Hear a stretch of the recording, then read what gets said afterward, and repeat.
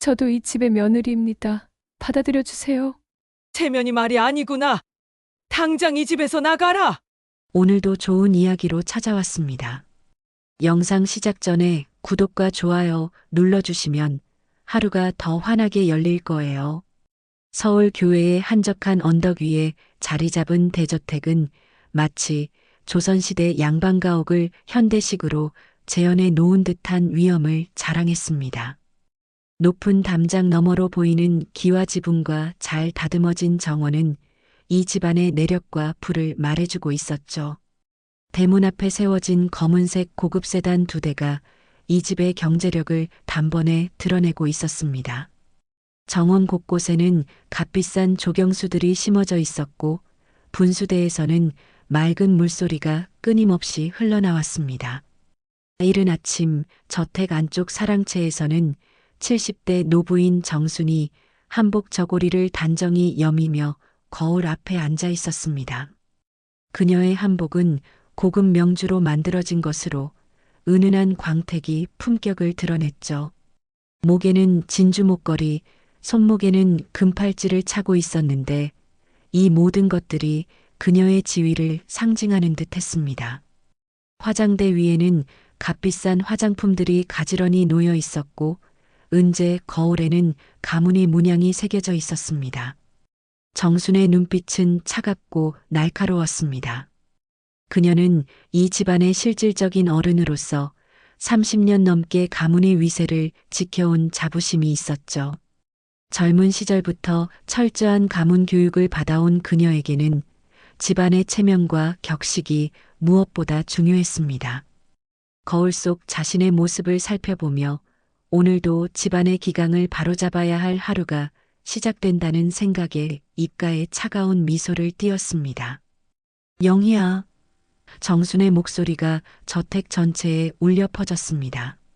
그 소리는 명령조였고 거부할 수 없는 권위가 담겨 있었죠. 목소리만으로도 집안의 서열을 확인시키는 듯 했습니다. 그 소리에 부엌에서 분주히 아침 준비를 하던 40대 여인이 앞치마를 급히 벗으며 달려왔습니다. 영희였죠. 그녀의 얼굴에는 언제나처럼 조심스러운 표정이 어려 있었습니다. 평범한 면 원피스를 입고 있던 영희는 시어머니 앞에 서자 자연스럽게 고개를 숙였습니다. 손끝은 미세하게 떨리고 있었고 숨소리도 조심스러웠습니다. 네, 어머님. 부르셨어요? 영희의 목소리는 작고 떨리는 듯 했습니다. 10년 넘게 이 집에서 살았지만 여전히 시어머니 앞에서는 위축될 수밖에 없었죠. 그녀의 어깨는 자연스럽게 움츠러들었고 시선은 바닥을 향하고 있었습니다. 정수는 영희를 위아래로 훑어보며 혀를 찼습니다. 저 꼴을 보게. 우리 집안 며느리가 그런 초라한 옷차림으로 돌아다니면 되겠어? 체면이 말이 아니구나. 그녀의 시선은 영희의 옷부터 신발까지 구석구석을 훑고 있었습니다. 죄송합니다, 어머님. 앞으로 더 신경 쓰겠습니다. 영희는 자신이 입고 있는 옷을 내려다보며 작은 목소리로 대답했습니다. 그 옷은 깔끔하게 다림질되어 있었고 나름대로 정성껏 골라 입은 것이었지만 정순의 눈에는 그저 초라한 것으로만 보였던 것입니다. 신경을 쓴다고? 정순의 목소리가 한 옥타브 높아졌습니다. 가난한 집딸이 아무리 신경을 써봤자 우리 집안에 어울릴 리가 있겠어. 내 친정에서는 이런 것도 모르고 키웠나 보구나. 정말 한심해. 영희의 가슴이 쿵하고 내려앉았습니다. 친정 이야기가 나올 때마다 마음 한구석이 아려왔죠. 그녀의 부모님은 평범한 공무원과 초등학교 교사였습니다. 비록 부유하지는 않았지만 정직하고 따뜻한 사랑으로 영희를 키워주셨던 분들이었죠. 하지만 이 집에서 그런 따뜻함과 정직함은 아무런 가치가 없었습니다. 정수는 부채를 펼치며 계속해서 말을 이어갔습니다. 우리 집안이 어떤 집안인지 모르는 게 아니잖아. 3대째 사업을 해온 집안이고 이 동네에서도 손꼽히는 부잣집이야. 그런데 며느리가 저 모양이니 사람들이 뭐라고 하겠어? 우리 체면이 말이 아니라고. 영희는 입술을 꽉 다물었습니다. 할 말이 없었죠. 이 집에 시집 올 때부터 그녀는 늘 이런 말들을 들어왔습니다. 처음에는 상처받고 몰래 울기도 했지만 이제는 그냥 견디는 법을 배웠죠. 눈물을 삼키는 법도 마음을 숨기는 법도 익혔습니다. 그리고 말이야, 정순이 부채로 자신을 붙이며 말을 계속했습니다. 오늘 친척들이 오시는데 또 창피당하고 싶지는 않으니까 제대로 좀 해. 지난번에 김치찌개 너무 짜다고 하신 거 벌써 잊었어? 그때 내가 얼마나 창피했는지 알아? 영희는 그때를 떠올렸습니다. 친척 어른 한 분이 김치찌개가 짜다고 하셨을 때 정수는 마치 자신이 모욕당한 것처럼 화를 냈었죠. 그리고 그 화는 고스란히 영희에게 돌아왔습니다. 그날 밤 영희는 부엌 구석에서 혼자 소리 없이 울었던 기억이 났습니다. 아, 그리고 정순이 갑자기 생각난 듯 말했습니다. 내가 입고 다니는 그 옷들 다 치워버려. 보기 민망하니까. 백화점 가서 제대로 된 옷 좀 사 입어. 우리 집안 며느리답게 말이야. 네, 어머님.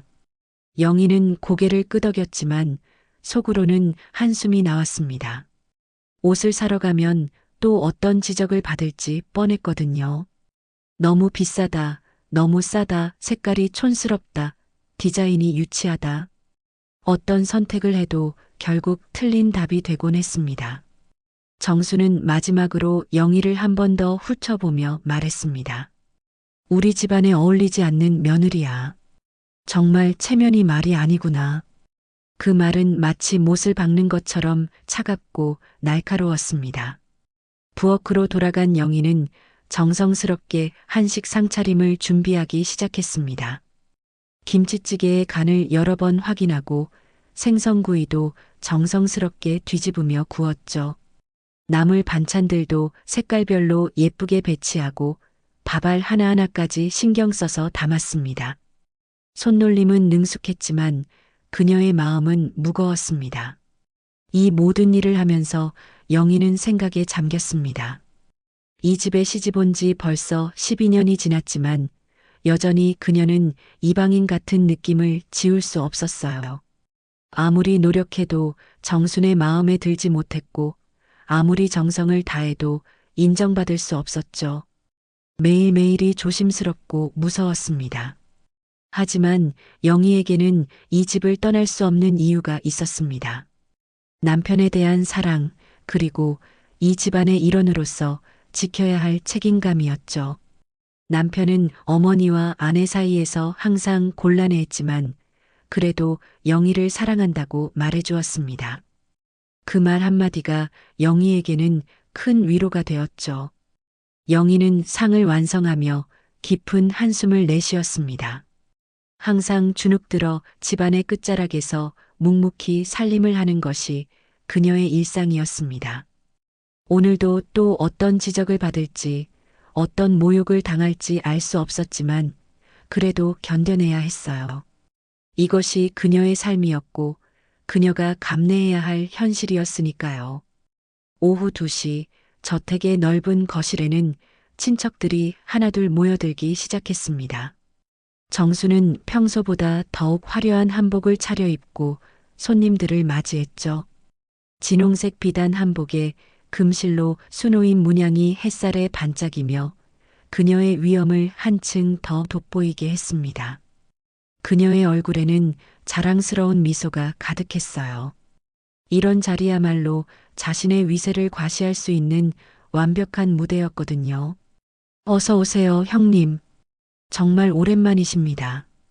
정수는 70대 후반의 시댁 큰형님께 깍듯이 인사를 드렸습니다. 큰형님은 이 집안에서 가장 어른으로 그의 한마디가 집안 전체의 분위기를 좌우할 수 있는 분이었죠. 뒤이어 그의 부인과 자녀들, 그리고 손자 손녀들까지 따라 들어왔습니다. 총 15명 정도 되는 큰 규모의 모임이었어요. 거실은 금세 사람들로 가득 찼습니다. 비싼 소파와 앤티크 가구들 사이에 앉은 친척들의 모습은 마치 한 폭의 그림 같았죠. 모두들 고급스러운 옷차림을 하고 있었고 대화 소리도 품위 있게 낮게 유지되고 있었습니다.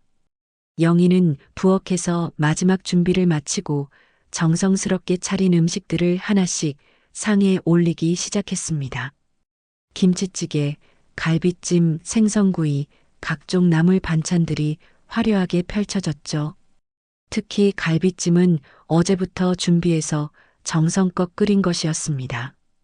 그녀는 조심스럽게 움직이며 한 분 한 분께 정중히 인사를 올렸어요. 안녕하세요, 큰아버님. 정말 오랜만입니다. 영희는 깍듯이 인사했지만 큰아버님의 반응은 차가웠습니다. 그저 고개만 살짝 끄덕일 뿐 따뜻한 말 한마디 없었죠. 다른 친척들도 마찬가지였습니다. 영희의 인사에 대한 반응은 시큰둥했고 어떤 이는 아예 못 본 척하기도 했어요. 영희가 물잔을 채우며 돌아다니고 있을 때 정순이 갑자기 큰 목소리로 말했습니다. 참 여러분, 우리 며느리가 정성껏 차린 음식이니까 많이 드세요. 비록 솜씨는 그저 그렇지만 나름 열심히는 했답니다. 그 말에 친척들이 웃음을 터뜨렸습니다. 영희의 얼굴이 순간 붉어졌죠. 칭찬인 듯 하면서도 동시에 모욕인 말이었거든요. 그러게 말입니다. 큰아버님의 부인이 거들었습니다. 요즘 젊은 며느리들은 예전 같지 않아요. 우리 때는 시어머니 말씀이 곧 하늘의 뜻이었는데 요즘은 대들기까지 하더라고요. 그녀의 시선이 의미심장하게 영희를 훑쳤습니다. 또 다른 친척이 끼어들었습니다. 맞아요. 우리 시댁에서도 며느리가 버릇이 없어서 큰일이에요. 친정 배경이 중요한데 아무래도 가정교육이 다르니까요. 이 말에 모든 시선이 영희에게 집중되었습니다. 영희는 아무 말 없이 계속해서 물잔을 채우며 돌아다녔습니다. 하지만 친척들의 시선과 속삭임이 자신을 향하고 있다는 것을 뼈저리게 느낄 수 있었죠. 그 시선들은 결코 따뜻하지 않았고 오히려 시험하고 평가하는 듯한 차가움이 있었습니다.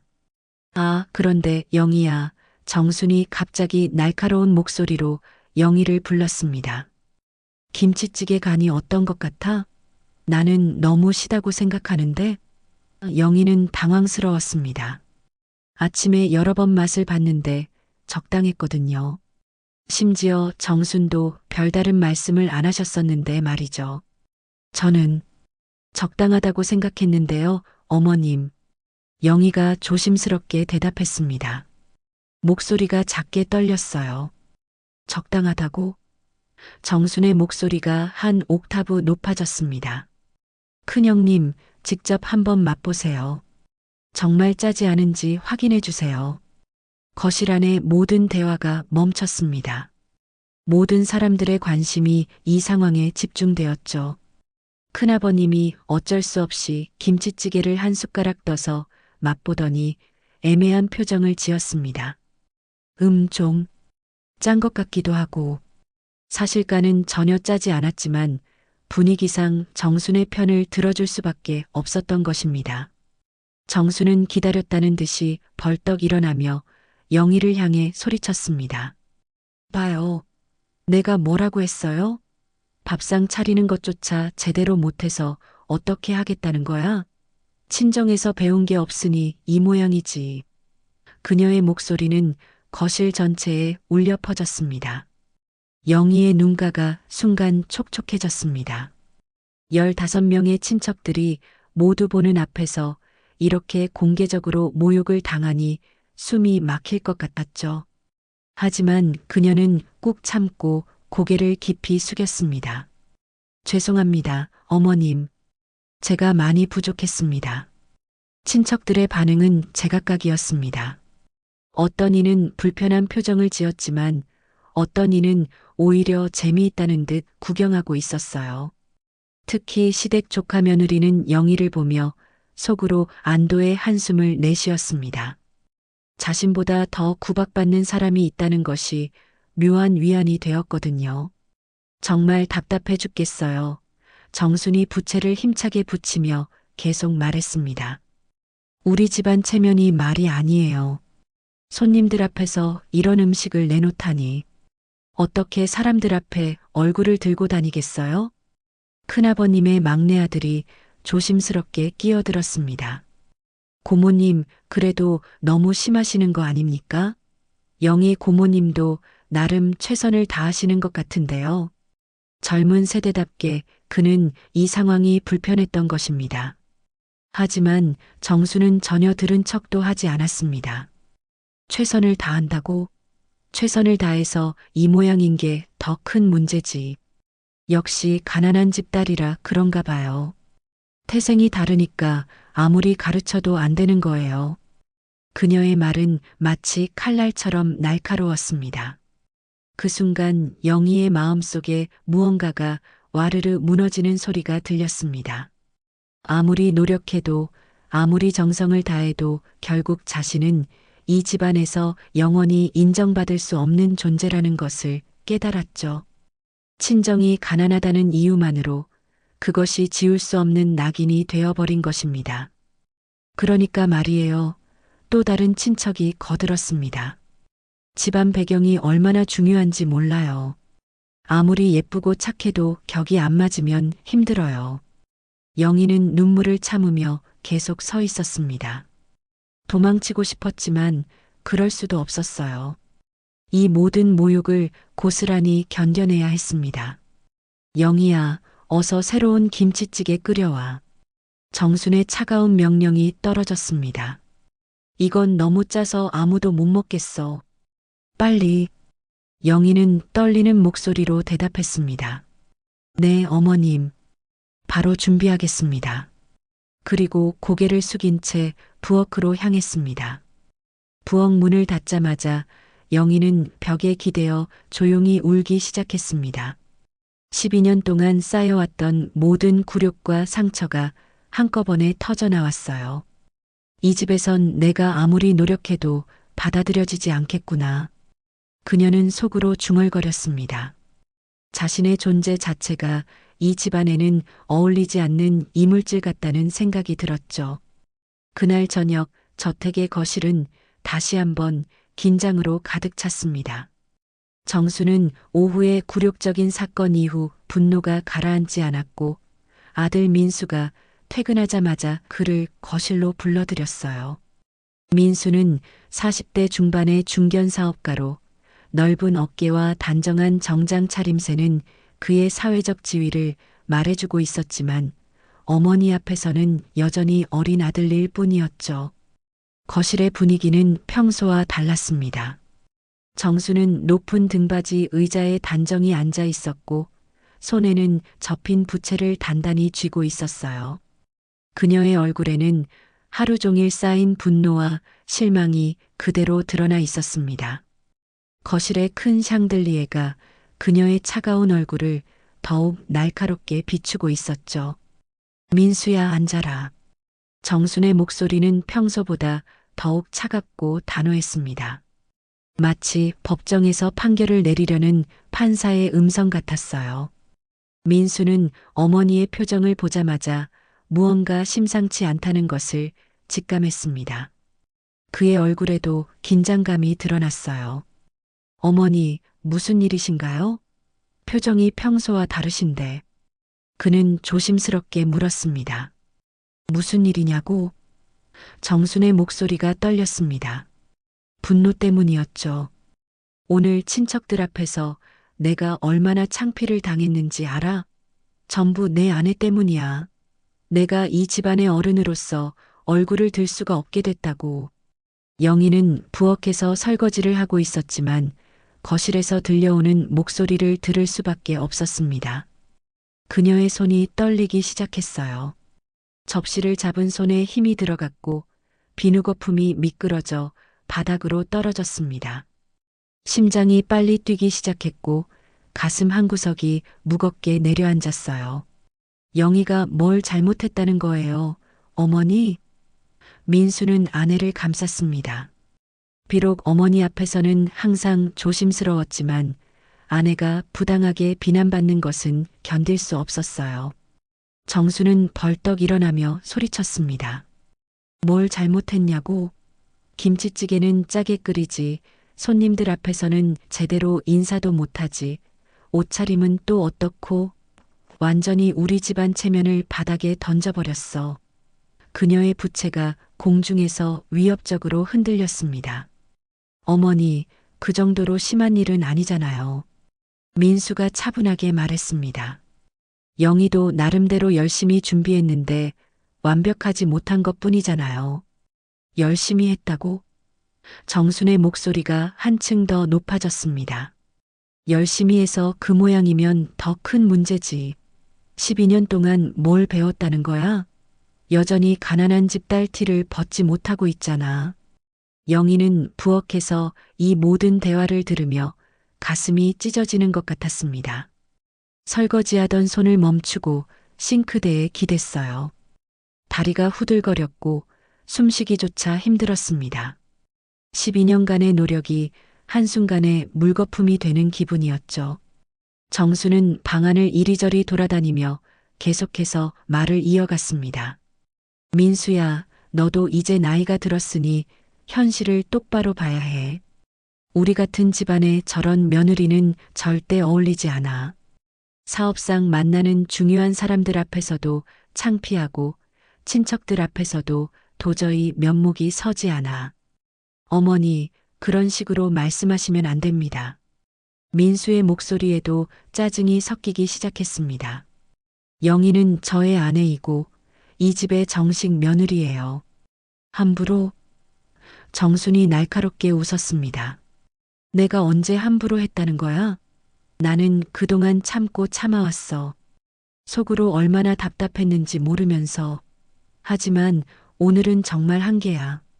큰형님까지 그 모습을 직접 보셨는데 그때 영희가 앞치마를 벗으며 거실로 들어왔습니다.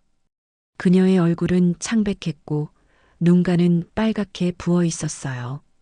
손끝도 미세하게 떨리고 있었습니다. 어머님, 제가 뭔가 크게 잘못했다면 진심으로 사과드릴게요. 정수는 영희를 보자마자 더욱 화가 났습니다. 지금 와서 사과한다고 될 일이야? 이미 창피는 다 당했는데 큰형님께서 뭐라고 생각하시겠어? 어머님, 제발. 영희가 무릎을 꿇으며 애원했습니다. 한 번만 더 기회를 주세요. 정말 열심히 배우고 노력하겠습니다. 하지만 정순의 분노는 절정에 달해 있었습니다. 기회? 벌써 12년이나 기회를 줬어. 그런데도 달라진 게 뭐가 있어? 여전히 촌스럽고 여전히 격에 맞지 않잖아. 민수가 벌떡 일어나며 어머니와 아내 사이에 섰습니다. 어머니, 이제 그만하세요. 너무 심하십니다. 심하다고? 정순이 아들을 노려보며 말했습니다. 내가 이런 식으로 나를 무시하고 대드는 것도 다 저 여자 때문이야. 저 여자가 이 집에 온 후로 이 집안이 완전히 망가졌어. 영희는 더 이상 참을 수 없었습니다. 12년 동안 쌓여온 모든 서름과 분노가 터져나왔어요. 어머님, 저도 이 집의 며느리입니다. 저도 한 사람이에요. 왜 이렇게까지 대하세요? 정수는 영희의 반발에 더욱 격분했습니다. 감히 나한테 대들어? 이것 봐, 민수야. 이게 바로 가정교육이 제대로 안 된 증거야. 그녀는 떨리는 손으로 영희를 가리키며 소리쳤습니다. 거실의 분위기는 극도로 험악해졌습니다. 정순의 얼굴은 분노로 일그러져 있었고 영희는 절망적인 표정을 짓고 있었어요. 민수는 그 사이에서 어찌할 바를 모르고 있었습니다. 그때 정순이 최후의 일격을 가했습니다. 저런 가난뱅이 며느리 둔 건 내 생애 최대 실수야. 그녀의 목소리는 저택 전체에 울려 퍼졌습니다. 분노는 이제 완전히 통제 불가능한 상태가 되었어요. 당장 나가. 이 집에서 당장 나가라고. 영희는 그 말을 듣는 순간 온 세상이 무너지는 것 같았습니다. 심장이 멈출 것 같았고 숨이 막혔어요. 민수는 어머니와 아내 사이에서 갈등하며 괴로워했습니다. 어머니, 그런 말씀은 절대 안 됩니다. 하지만 정수는 이미 돌이킬 수 없는 선을 넘었습니다. 그녀의 눈에는 냉혹함만이 남아 있었어요. 나가라고 했어. 당장 짐 싸서 나가. 내가 살아있는 한 이 집에는 절대 발 들여놓지 마. 영희는 더 이상 버틸 수 없었습니다. 눈물이 뺨을 타고 흘러내렸고 온몸이 떨렸어요. 알겠습니다, 어머님. 나가겠습니다. 그녀의 목소리는 체념과 절망으로 가득했습니다. 민수가 급히 영희의 팔을 잡으며 말했습니다. 영희야, 가지 마. 내가 어머니를 꼭 설득할게. 하지만 영희는 힘없이 고개를 저었습니다. 됐어요, 여보. 저도 이제 정말 지쳤어요. 12년 동안 정말 열심히 살려고 노력했는데 결국 이렇게 되는군요. 정수는 마지막으로 못을 박듯 말했습니다. 그래, 그렇게 나가는 게 서로에게 다 좋아. 애초에 우리 집안하고는 격이 맞지 않았던 거야. 영희는 더 이상 말하지 않고 방으로 올라갔습니다. 발걸음은 무거웠고 등은 구부정했어요. 12년간 쌓인 추억들을 작은 가방에 담는다는 것은 불가능했습니다. 그녀는 꼭 필요한 옷가지 몇 벌과 개인용품들만 챙기며 조용히 눈물을 흘렸어요. 1시간 후 영희는 낡은 여행 가방 하나를 들고 저택의 현관에 섰습니다. 호화로운 대리석 바닥과 값비싼 인테리어들이 그녀를 내려다보고 있었어요. 마지막으로 이 집을 돌아보았습니다. 12년간 자신의 집이라고 믿고 살았던 곳이었는데 결국 그녀에게는 영원한 이방인의 자리만이 주어졌던 것입니다. 영희는 눈물을 머금고 보따리를 싸서 저택을 떠났습니다. 호화로운 대문 앞에서 홀로 울부짖는 모습은 그녀의 처지를 극명히 드러내고 있었어요. 밤하늘 아래 그 외로운 뒷모습은 12년간 겪어온 모든 서름을 대변하는 듯 했습니다. 대문을 나서는 순간 영희는 뒤돌아보지 않았습니다. 차가운 밤바람이 그녀의 뺨을 스치며 지나갔고 저택의 불빛들은 점점 멀어져 갔어요. 영희는 작은 원룸 고시원에 짐을 풀며 깊은 한숨을 내쉬었습니다. 12년간 살았던 화려한 저택과는 천지 차이인 이곳에서 그녀는 새로운 삶을 시작해야 했어요. 벽지는 곳곳이 떨어져 있었고 작은 창문으로는 희미한 햇살만이 스며들었습니다. 방은 겨우 3평 남짓한 크기였고 낡은 싱글 침대와 작은 책상, 그리고 옷장 하나가 전부였죠. 하지만 영희에게는 이런 초라한 환경조차 위안이 되었습니다. 적어도 이곳에서는 누구의 눈치도 보지 않아도 되었고 매일 아침 비난의 말을 들으며 깨어날 필요도 없었어요. 자유롭다는 것이 이런 기분일까요? 비록 춥고 좁은 방이었지만 그녀에게는 진정한 안식처 같았습니다. 짐을 정리하던 중 영희의 손에 차가운 무언가가 닿았습니다. 가방 깊숙한 곳에서 오래된 작은 나무 상자가 나왔어요. 그 상자는 세월의 흔적으로 겉면이 발해 있었지만 정성스럽게 보관되어 있었습니다. 영희는 조심스럽게 상자를 열었고 그 안에는 은빛 펜던트가 조용히 자리하고 있었어요. 펜던트를 보자마자 영희의 눈에서 눈물이 왈칵 쏟아졌습니다. 어릴 적 자신을 키워주셨던 할머니의 마지막 선물이었거든요. 할머니는 영희가 6살 때 돌아가시면서 이것을 남겨주셨어요. 영희야, 이것만은 절대 잃어버리면 안 된다. 할머니의 목소리가 귓가에 생생하게 들려왔습니다.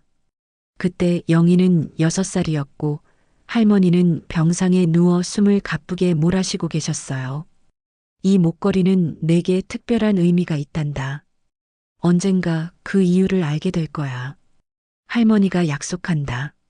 할머니는 영희의 친부모가 사고로 돌아가신 후 그녀를 친딸처럼 키워주셨던 분이었습니다. 할머니의 집은 가난했지만 그곳에는 따뜻한 사랑이 넘쳐났어요.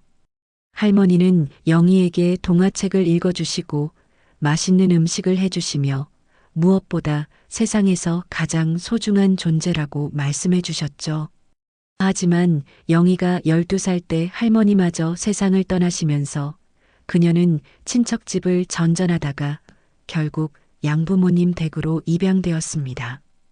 양부모님은 좋은 분들이셨지만 할머니처럼 무조건적인 사랑을 주지는 못했어요. 그래서 영희에게는 할머니와의 추억, 그리고 이 펜던트가 유일한 진짜 가족의 흔적이었습니다. 펜던트는 정교하게 만들어진 은제품이었습니다. 표면에는 복잡하고 우아한 문양이 새겨져 있었어요. 꽃잎이 겹쳐진 듯한 모양 주위로 작은 글자들이 둘러싸고 있었는데 마치 어떤 가문이 문장처럼 보였습니다. 영희는 어릴 때부터 이 문양이 무엇을 의미하는지 궁금했지만 할머니는 때가 되면 자연스럽게 알게 될 것이라고만 하셨죠. 며칠이 지나고 영희는 생계를 위해 편의점에서 아르바이트를 시작했습니다. 하루 10시간씩 서서 일하는 것은 힘들었지만 적어도 아무도 그녀를 무시하거나 모욕하지 않았어요. 고객들은 그녀를 그냥 평범한 편의점 직원으로 대했고 그것만으로도 영희에게는 큰 위안이 되었습니다. 정순의 차가운 시선이나 날카로운 말을 듣지 않아도 되니까요.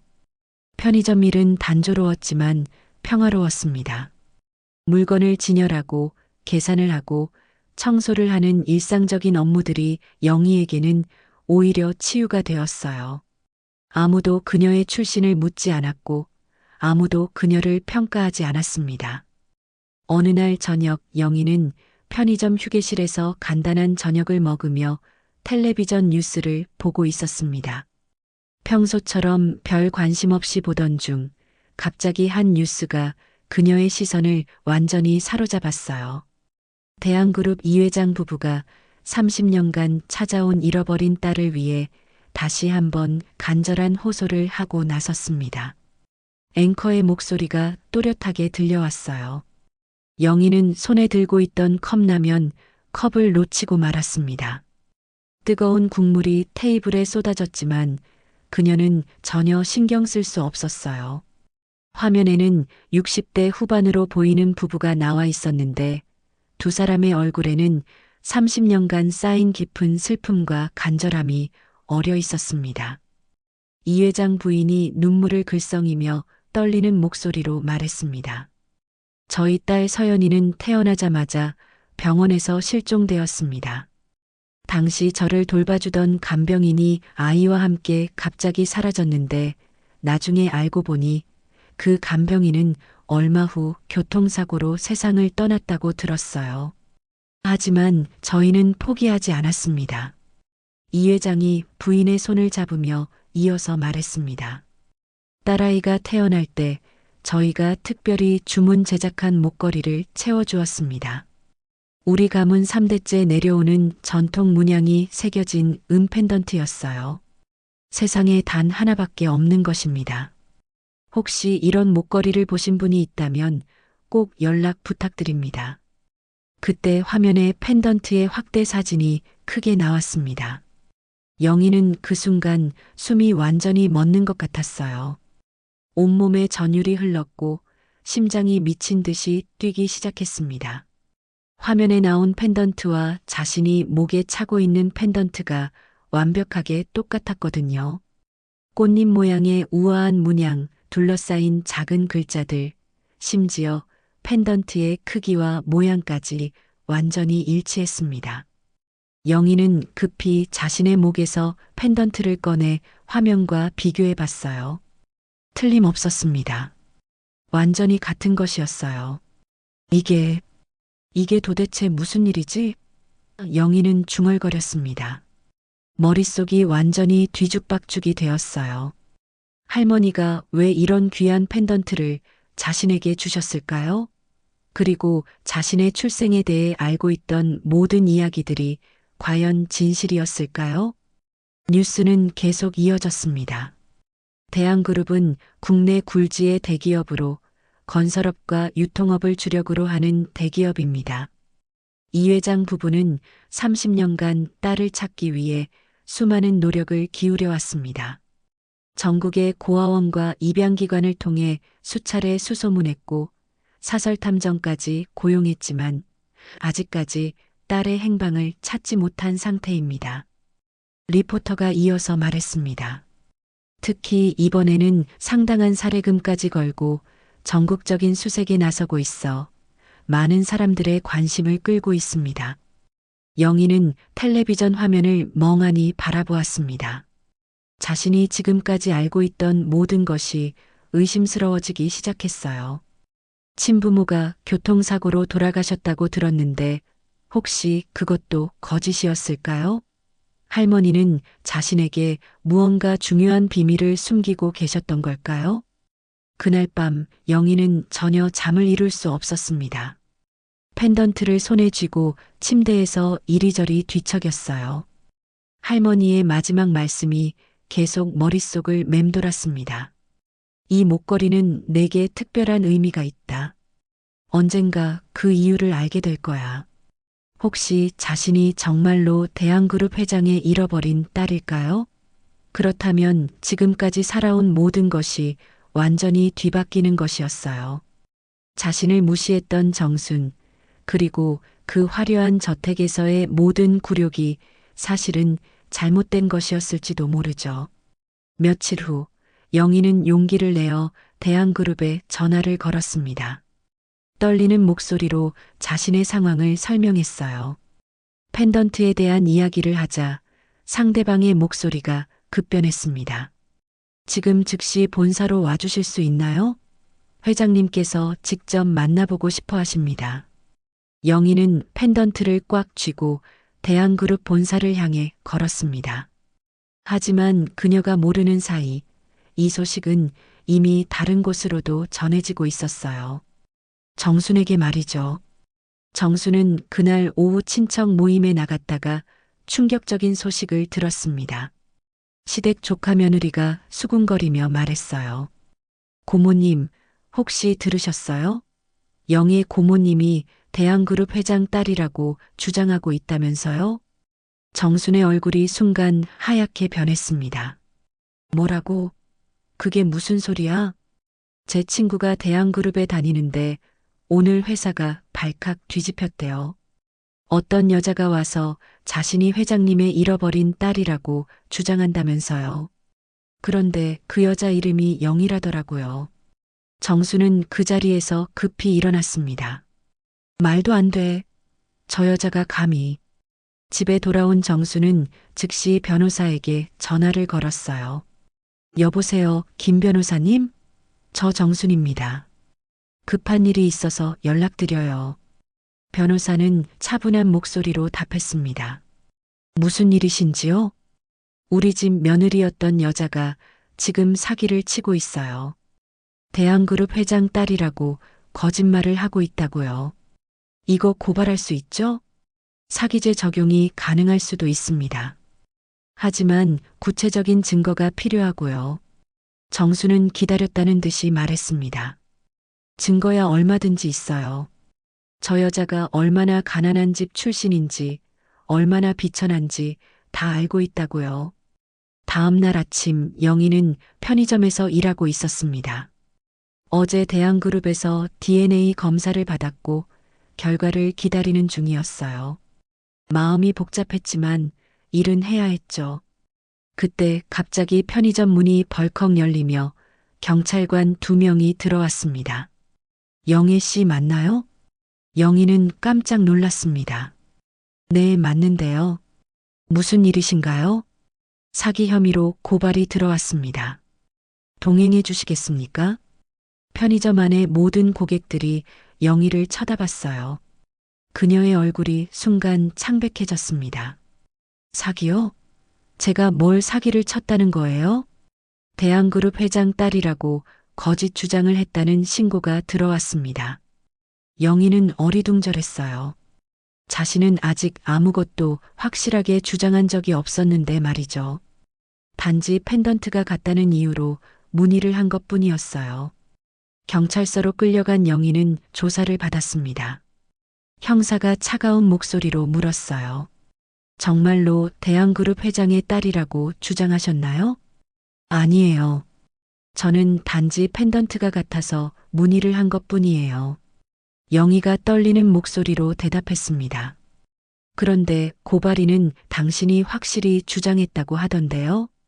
그때 조사실 문이 열리며 정순이 들어왔습니다. 그녀의 얼굴에는 승리의 미소가 번지고 있었어요.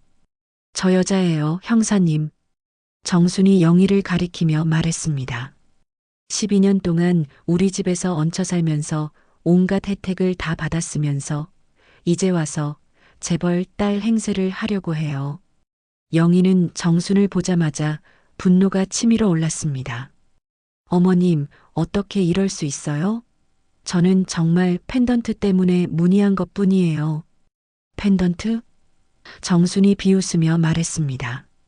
그런 싸구려 가짜로 사람들을 속이려고 정말 뻔뻔하구나. 형사가 개입했습니다. 잠깐 펜던트를 보여주시겠어요? 영희는 목에서 펜던트를 꺼냈습니다. 정수는 그것을 보자마자 코웃음을 쳤어요. 형사님 보세요. 저런 싸구려를 가지고 재벌가 유품이라고 우기는 거예요. 하지만 형사는 펜던트를 자세히 살펴봤습니다. 제법 정교하게 만들어졌는데요. 정수는 당황했지만 계속 우겼습니다. 아무리 정교해도 가짜는 가짜예요. 저 여자가 얼마나 교활한지 아세요? 우리 집에서 쫓겨나자마자 이런 수작을 부리는 거예요.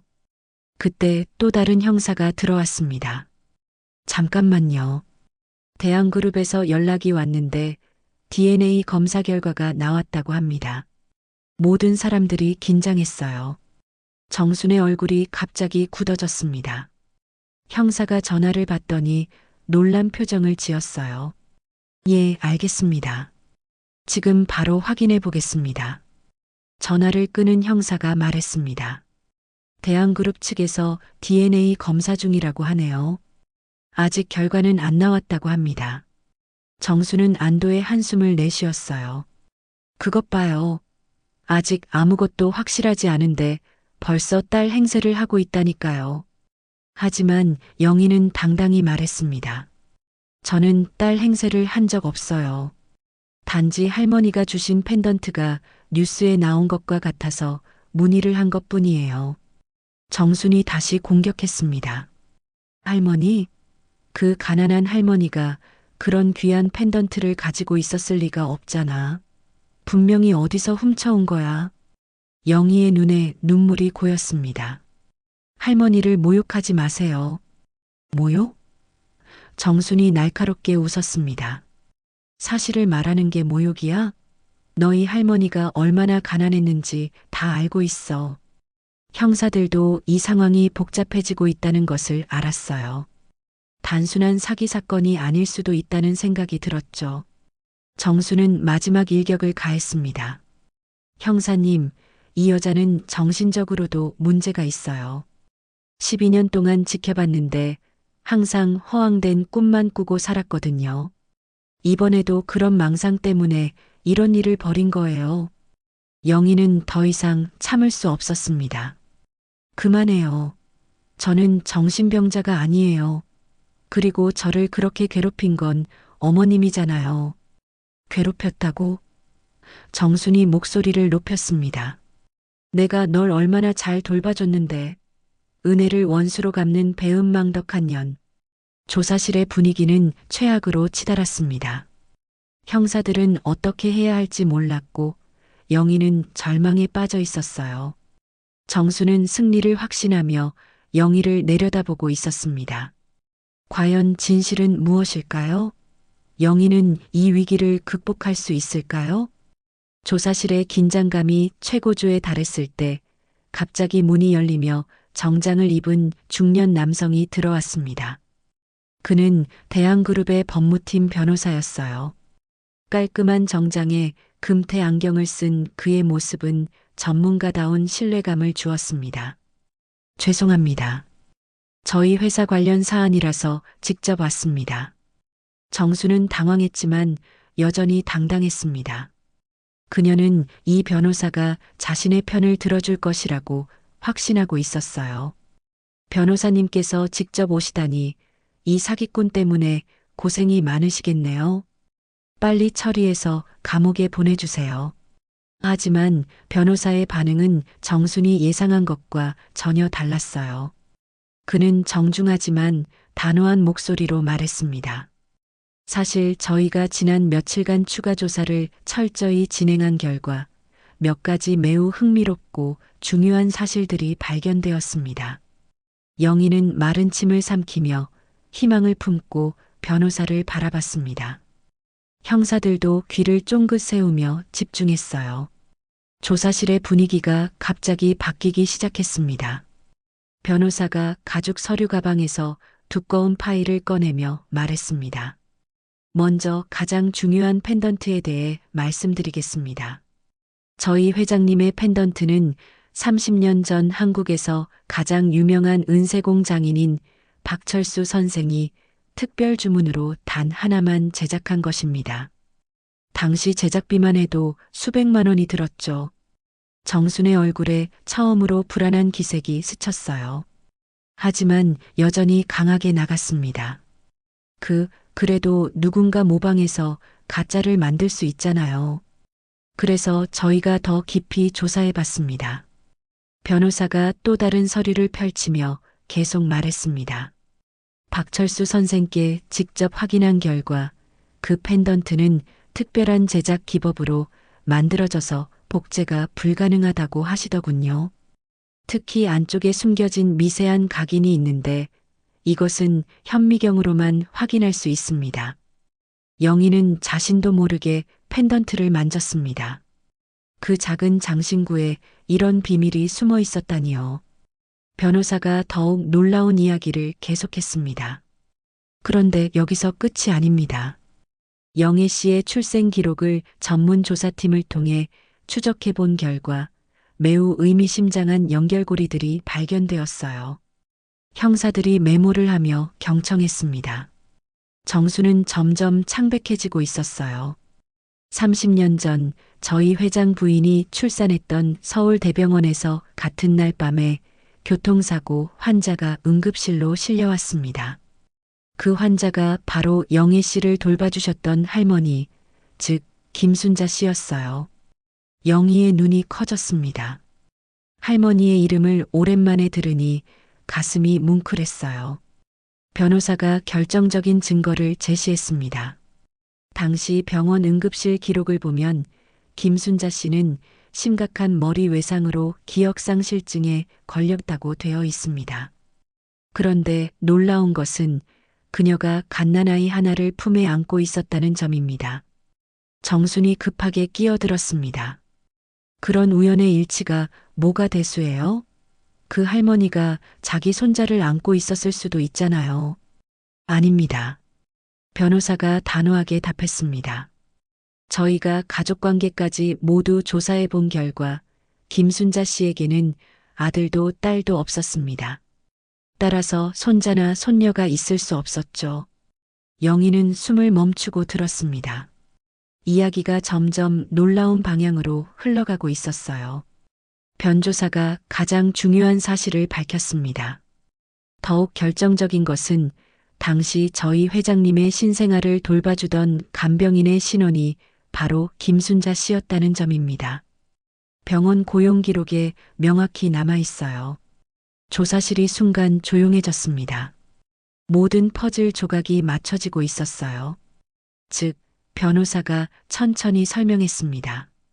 김순자 씨는 회장님의 신생아를 돌보던 중 어떤 이유로 아이와 함께 병원을 나왔고 그 직후 교통사고를 당해 기억을 잃었습니다. 기억상실증에 걸린 상태에서 영희 씨를 자신의 손녀로 착각하고 키우신 것으로 보입니다. 영희의 눈에 눈물이 고이기 시작했습니다. 할머니가 자신에게 그렇게 각별한 사랑을 주셨던 이유가 이제야 이해되었어요.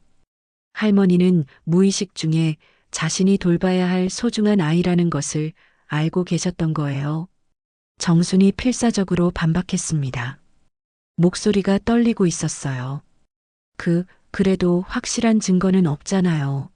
모두 추측일 뿐이에요. 법정에서 통할 증거가 아니라고요. 맞습니다. 변호사가 침착하게 고개를 끄덕였습니다.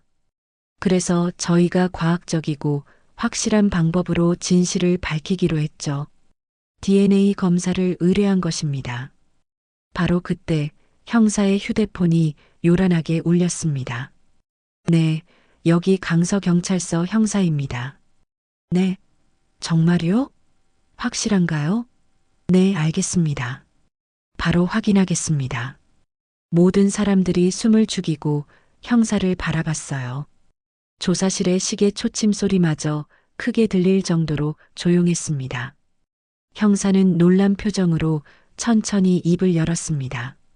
대한그룹 본사에서 연락 왔는데 형사가 잠시 머뭇거렸습니다. DNA 검사 결과가 나왔답니다. 정순이 떨리는 목소리로 물었어요. 그녀의 얼굴은 이미 패배를 직감한 듯 창백했습니다. 결과가 어떻게 나왔어요? 형사가 중요한 순간을 알리듯 천천히 또박또박 말했습니다. 일치율 99.9%라고 합니다. 친자 관계가 확실하다고 나왔어요. 조사실이 순간 죽음과 같은 정적에 휩싸였어요. 영희는 믿을 수 없다는 표정으로 형사를 바라봤고 입을 가리고 흐느끼기 시작했습니다. 정수는 의자에서 미끄러져 내려갈 것처럼 힘없이 주저앉았어요. 변호사가 공식적으로 확인했습니다. 즉, 영애 씨가 대한그룹 이 회장님의 잃어버린 친딸 서연 양이라는 것이 과학적으로 완벽하게 입증된 것입니다. 영희는 펜던트를 꽉 쥐고 울면서 하늘을 향해 두 손을 모았습니다. 할머니, 이제야 모든 것을 알겠어요. 할머니가 왜 그렇게 저를 아끼시고 사랑해 주셨는지.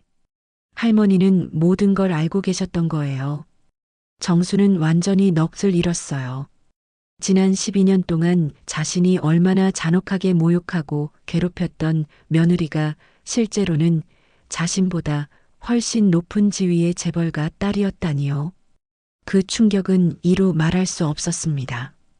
형사가 정순을 향해 차가운 목소리로 말했습니다. 이제 상황이 완전히 바뀌었습니다. 허위 고발과 무고죄에 대한 법적 책임을 지셔야겠네요. 정순이 떨리는 목소리로 변명했습니다. 저는 정말 몰랐어요. 정말 몰랐다고요. 이런 일이 일어날 줄 꿈에도 생각 못했어요. 변호사가 영희를 향해 정중하게 말했습니다. 서연 양 회장님과 부인께서 지금 당장이라도 만나보고 싶어 하십니다. 30년을 기다려온 순간입니다. 함께 가시겠습니까? 영희는 눈물을 닦으며 고개를 끄덕였습니다. 아직도 모든 것이 꿈만 같았어요. 정말 제가 그분들의 딸인가요? 과학은 결코 거짓말을 하지 않습니다. 변호사가 따뜻한 미소를 지으며 말했습니다. 서연 양, 이제 집으로 돌아갈 시간입니다. 대한그룹 본사 앞 영희는 변호사와 함께 거대한 유리 건물을 올려다보며 깊은 숨을 쉬었습니다.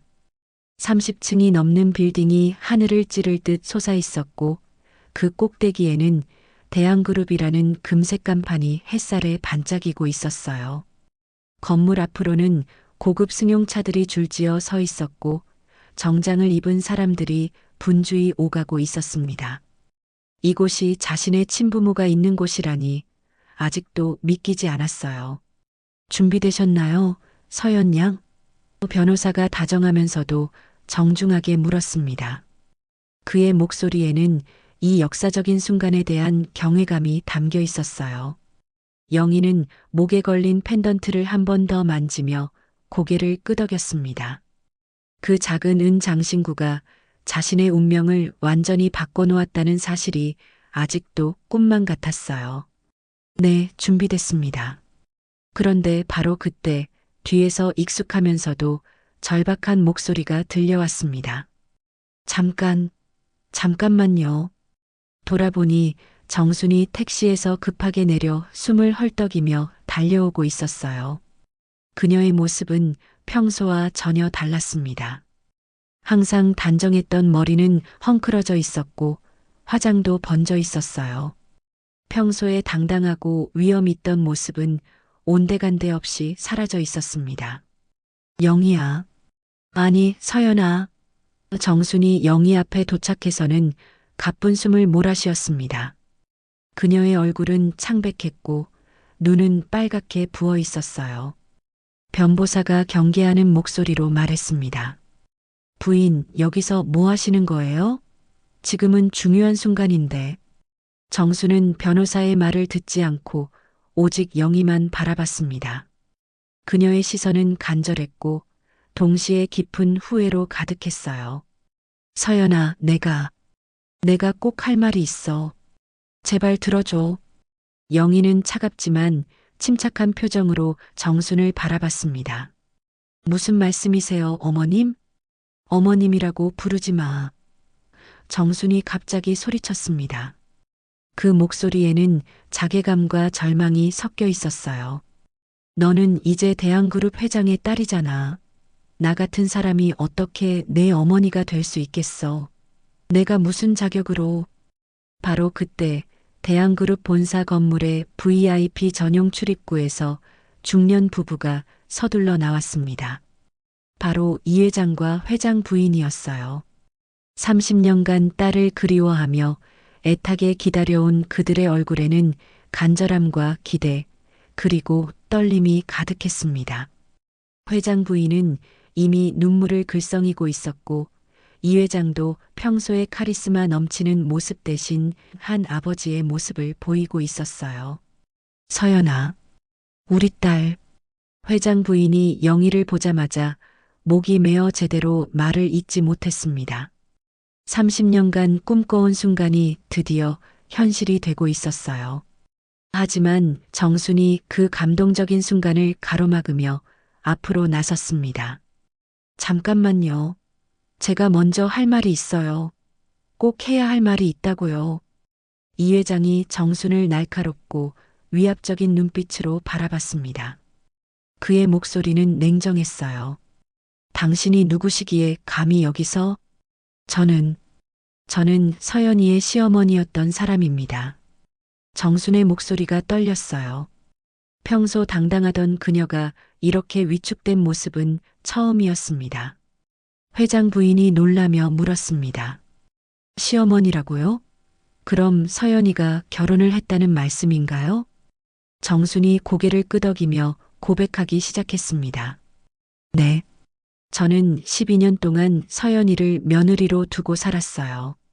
그런데 제가 서연이에게 너무 못했어요. 정말 너무 잔혹하게 대했어요. 영희는 정순이 무엇을 하려는지 짐작할 수 있었지만 말없이 지켜봤습니다. 궁금했어요. 이 여자가 과연 무슨 말을 하려는 건지 말이죠. 제가 서연이를 매일매일 괴롭혔어요. 정순의 고백이 떨리는 목소리로 이어졌습니다.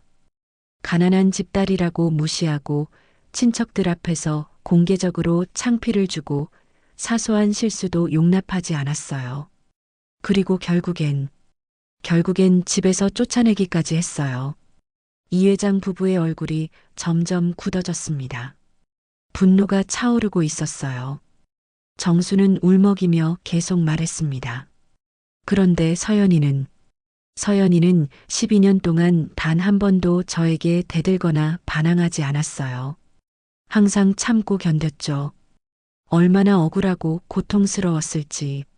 지금 생각하니까 너무 미안해서 미치겠어요. 영희의 눈에 의외로 눈물이 고였습니다. 정순의 이런 진심 어린 고백은 전혀 예상하지 못했던 것이어서요. 이 회장이 분노에 찬 목소리로 말했습니다. 당신이 우리 딸에게 그런 끔찍한 일을 했다는 말입니까? 저는 서연이가 재벌가 딸인 줄 알았다면 정순이 말을 멈췄습니다. 그리고 고개를 저으며 다시 말했어요. 아니에요. 그런 게 중요한 게 아니죠. 서연이는 그냥 한 사람으로도 충분히 귀하고 소중했는데 제가 너무 못났어요. 너무 편견에 사로잡혀 있었어요. 회장 부인이 서연이에게 다가가며 걱정스럽게 물었습니다. 서연아, 정말 그런 끔찍한 일을 겪었니?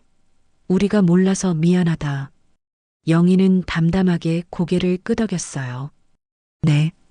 하지만 그것도 이제는 다 지나간 일이에요. 그때는 힘들었지만 그래도 견뎌냈어요. 그때 정순이 갑자기 영희 앞에 무릎을 꿇었습니다. 대한그룹 본사 앞 대리석 바닥에 그토록 자존심이 강했던 정순이 무릎을 꿇은 것입니다. 주변에 있던 사람들이 모두 놀라며 이 장면을 지켜봤어요. 지나가던 직장인들도 발걸음을 멈추고 무슨 일인지 궁금해했습니다. 서연아, 용서해다오. 제발 용서해달라. 정순이 바닥에 이마를 대며 빌었습니다. 내가 얼마나 잘못했는지 이제야 깨달았어. 너무 늦었지만 그래도 용서해달라고 빌고 싶었어. 이 회장이 차갑고 위협적인 목소리로 말했습니다.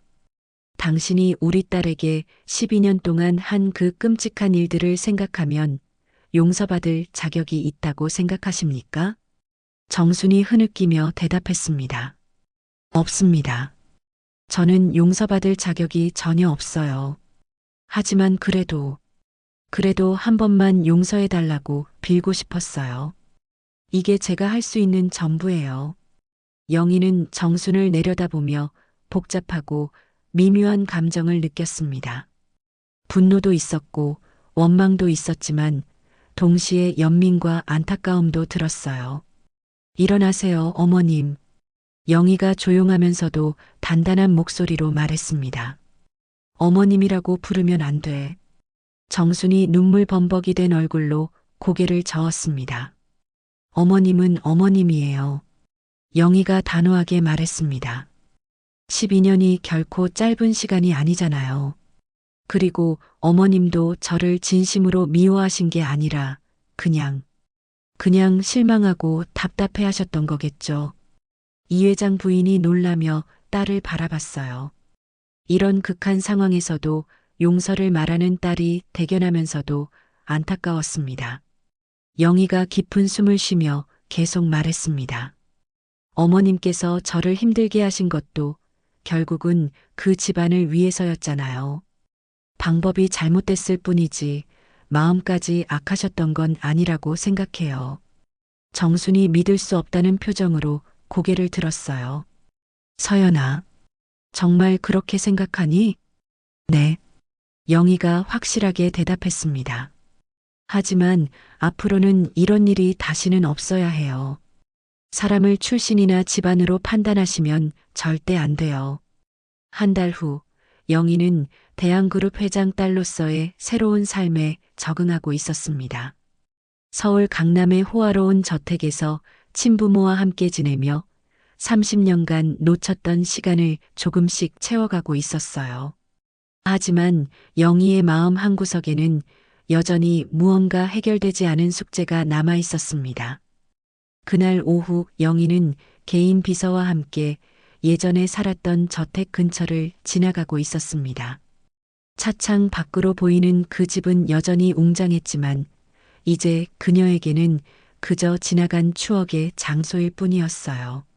서연 양, 혹시 들르고 싶은 곳이 있으시면 말씀해 주세요. 비서가 정중하게 말했습니다. 영희는 잠시 생각에 잠겼습니다. 잠깐 정차해 주세요. 차에서 내린 영희는 저택의 대문 앞에 섰습니다. 한 달 전 보따리를 들고 쫓겨나왔던 바로 그곳이었어요. 그때 느꼈던 절망과 서러움이 아직도 생생했습니다. 바로 그때 저택 안에서 정순이 나왔습니다. 그녀는 영희를 보자마자 깜짝 놀랐어요. 서연아, 왜 여기에? 영희는 차분하게 미소를 지었습니다. 안녕하세요, 어머님. 잠시 들렀어요. 정순의 얼굴에는 복잡한 감정이 스쳤습니다. 한 달 전 대한그룹 앞에서의 일 이후 그녀는 깊은 자괴감에 빠져 있었거든요. 들어올래? 아니지. 이제 내가 들어올 곳이 아니구나. 괜찮아요. 영희가 자연스럽게 말했습니다. 잠시 이야기할 시간 있으세요? 정수는 어리둥절했지만 고개를 끄덕였습니다. 두 사람은 저택 앞 정원의 벤치에 나란히 앉았어요. 한동안 침묵이 흘렀습니다. 정순이 먼저 입을 열었어요. 서연아, 미안하다. 정말 미안해. 어머님, 영희가 정순을 바라보며 말했습니다. 저는 어머님을 원망하지 않아요. 무슨 소리야? 내가 널 그렇게 괴롭혔는데. 영희가 고개를 저었습니다. 어머님도 모르셨잖아요. 저 자신도 몰랐던걸요. 그리고 사실 어머님께 감사한 마음도 있어요. 정순이 놀라며 영희를 바라봤습니다. 감사하다고? 네. 영희가 진심으로 말했습니다. 어머님 덕분에 강해질 수 있었어요. 힘든 시간을 견뎌내면서 진짜 중요한 게 무엇인지 깨달을 수 있었고요. 정순의 눈에 눈물이 고였습니다. 서연아. 그리고 12년이라는 시간도 헛되지 않았어요. 영희가 계속 말했습니다. 민수 오빠와 함께했던 좋은 시간들도 있었고 이 집에서 배운 것들도 많았어요. 정순이 울먹이며 말했습니다. 내가 정말 바보였구나. 다이아몬드를 가져다 놓고도 돌멩이라고 생각했어. 어머님은 바보가 아니에요. 영희가 따뜻하게 말했습니다. 그냥 힘든 상황이었던 거죠. 저도 처음에는 많이 서운했지만 이제는 이해해요.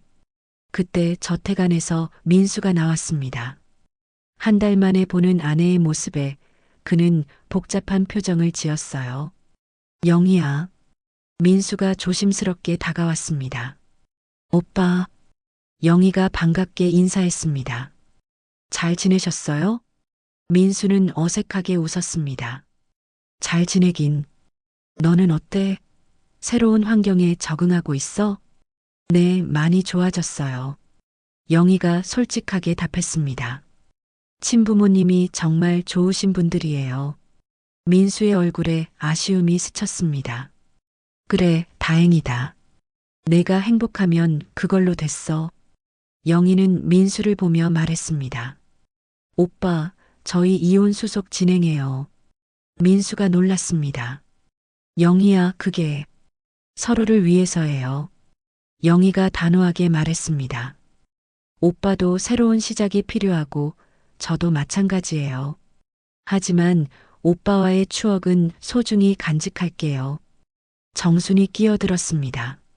서연아, 그래도 민수는 널 정말 사랑했어. 저도 알아요. 영희가 미소 지으며 답했습니다. 하지만 이제 우리는 서로 다른 길을 가야 해요. 그게 맞는 것 같아요. 민수가 고개를 끄덕였습니다. 알겠어, 영희야. 내 뜻을 존중할게. 영희는 두 사람을 바라보며 마지막 제안을 했습니다. 어머님, 오빠 앞으로도 가족으로 지내면 안 될까요? 법적으로는 남남이 되지만 마음으로는 여전히 가족이잖아요. 정순이 눈물을 흘리며 말했습니다. 서연아, 내가 무슨 자격으로? 자격은 충분해요. 영희가 정순의 손을 잡으며 말했습니다. 12년 동안 함께 산 인연이 어디 가겠어요? 다만 이제는 서로를 있는 그대로 받아들이며 지내요. 정순이 고개를 끄덕이며 울었습니다. 고마워, 서연아. 정말 고마워. 몇 개월 후 영희는 대한그룹에서 사회공헌 업무를 담당하게 되었습니다.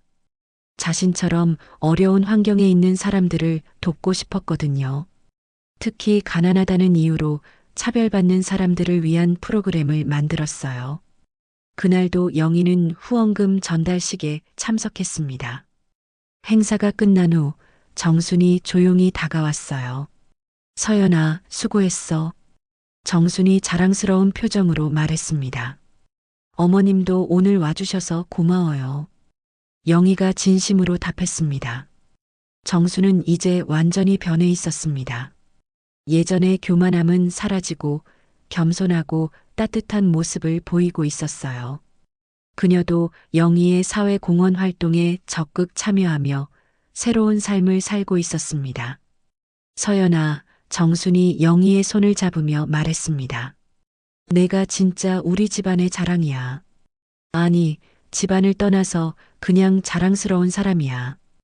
영희의 눈에 눈물이 고였습니다. 어머님, 이제야 진짜 가족이 된 것 같아. 정순이 미소 지으며 말했습니다. 늦었지만 말이야.